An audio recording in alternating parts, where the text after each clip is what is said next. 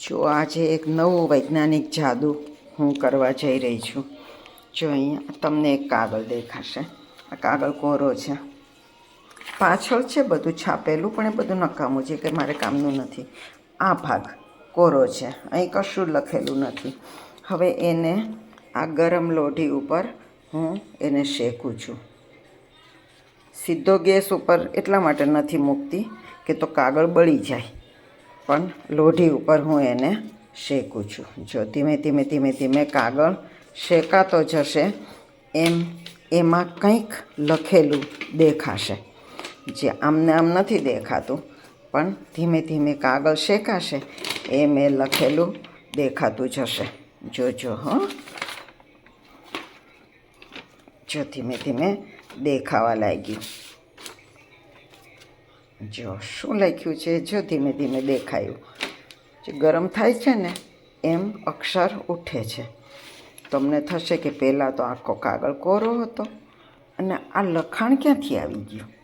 જો શું લખ્યું છે, હું અને મારી ભાષા બંને છીએ ગુજરાતી. આજની તારીખ 21/2/26. આજે વિશ્વ માતૃભાષા દિવસ છે ને, એટલે લખ્યું છે કે હું અને મારી ભાષા બંને છીએ ગુજરાતી. પણ આ જાદુ શું છે એ તમને કહું.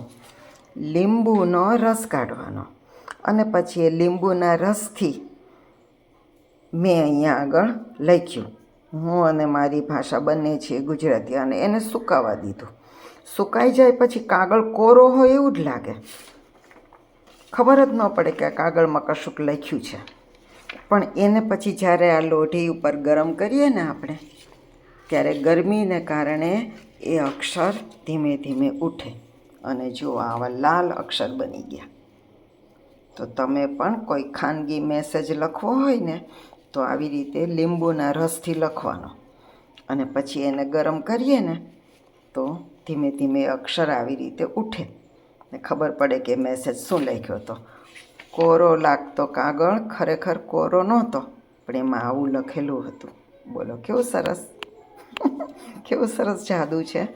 બાળકોને મજા આવે એવું છે. અને એક નવું વૈજ્ઞાનિક જાદુ એ લોકોને ખબર પડશે કે લીંબુના અક્ષર આવી રીતે ગરમીથી આપણે જાણી શકીએ શું લખ્યું છે.